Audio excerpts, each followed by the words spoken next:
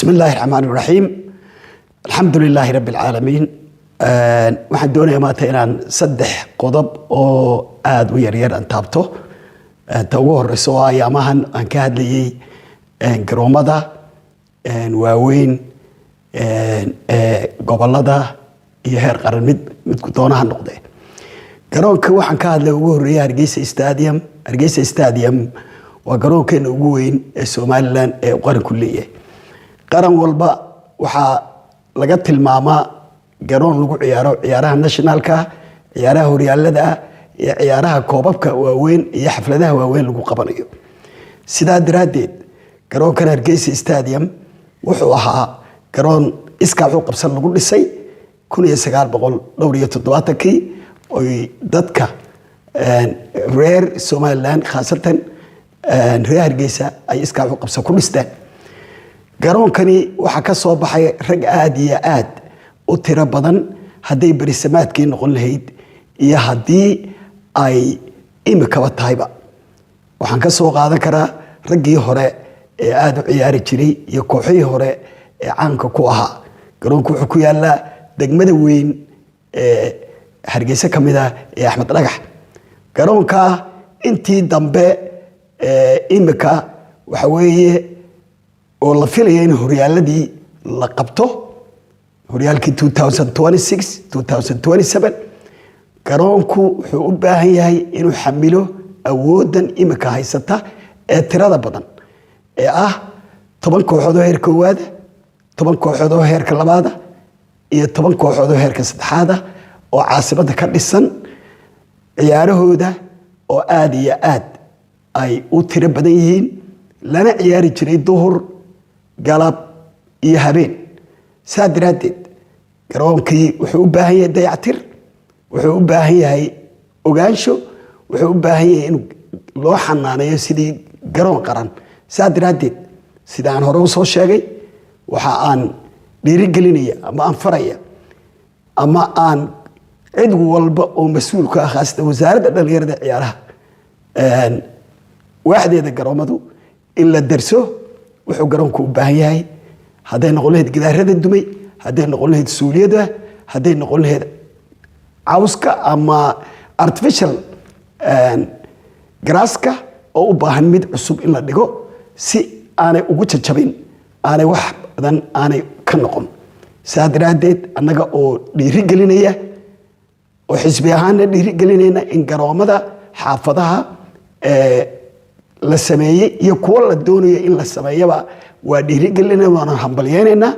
laakiin garoonka weyn ee Hargeysa Stadium waa marxaladii heer qaran ahayd ka waa dhiirigelinaya in hawsha la qabto. qodobka labaad oo isagana aan doonayo maanta inaan ka hadlo waxa weeye xaafadda khilaafka ka taagan oo imika ilaa shalay ilaa maanta ilaa ayaamahan oo dhan soo huursanaa ee imika dibadda u soo baxay ee ah xaafadda Macalin Haaruun. xaafadda Macalin Haaruun waa xaafad kamid ah xaafadaha ama degmo kamid ah degmooyinka Hargeysa, waxaana jaar wadaag la tahay degmada Gacan Libaax. sidaa daraadeed degmo waliba waxay leedahay guddi horumarisa xaafadda, haday noqon lahayd wadooyinka, haday noqon lahayd nadaafadda, haday noqon lahayd dhinac walba. waxaana leeyahay guddigu xaafaddu ay leedahay waa guddi ciyaaro oo anigu aan in badan la soo shaqeeyay. haddii wax laga bedelayana inay dhalinyarta xaafadda degani iyagu isku yimaadaan oo ay ka tashadaan cidda mas'uuliyadeeda iyo horumarkeeda ciyaaraha qaadaya. iyadoo aan aqaano gudoomiyaha degmada oo aan nin aanu saaxiibnahay aad iyo aad aanu saaxiibno nin karti badana asagana waxaan leeyahay dhalinyartu waa in iyagana deganaasho iyo ixtiraam iyo wada sheekaysi iyo ismaqal iyo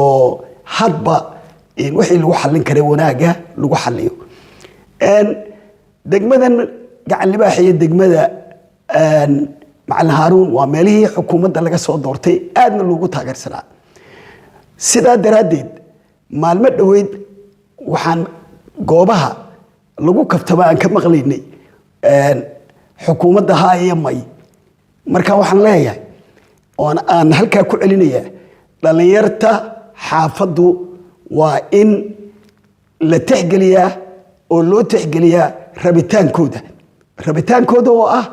cidda damaanad qaadaysa in loo hormariyo anigoo weliba og inaanay garoomo badan ama garoon in loo dhagax dhigaan ogahay laakiin in weli la bilaabay ma ogi laakiin in garoom ay helaan iyo in horumar helaan waa in kaalintii wasaaradda dhalinyarada ee ciyaaruhu iyo dowladaha hooseba ay kaalintoodii qaataan waxaan kale arkayay madxafka qaranka oo isaguna ka hadlayay madxafka waxaan leeyahay qaybtiinnii xaggaa maahane madxafkaynu hormarinayna sidaa daraaddeed xaafadda macali haaruun waxaan u rajaynayaa iyo guddigooda ciyaaraha inay isku waafaqaan meel iyo tiim wanaagsan oo hormariya ciyaaraha qodobka saddexaad waxa weeye isagana waxaan arkaynay muran dhex taagan xidhiidhka kubadda cagta dhaliilo loo jeediyey oo xogeeyihii hore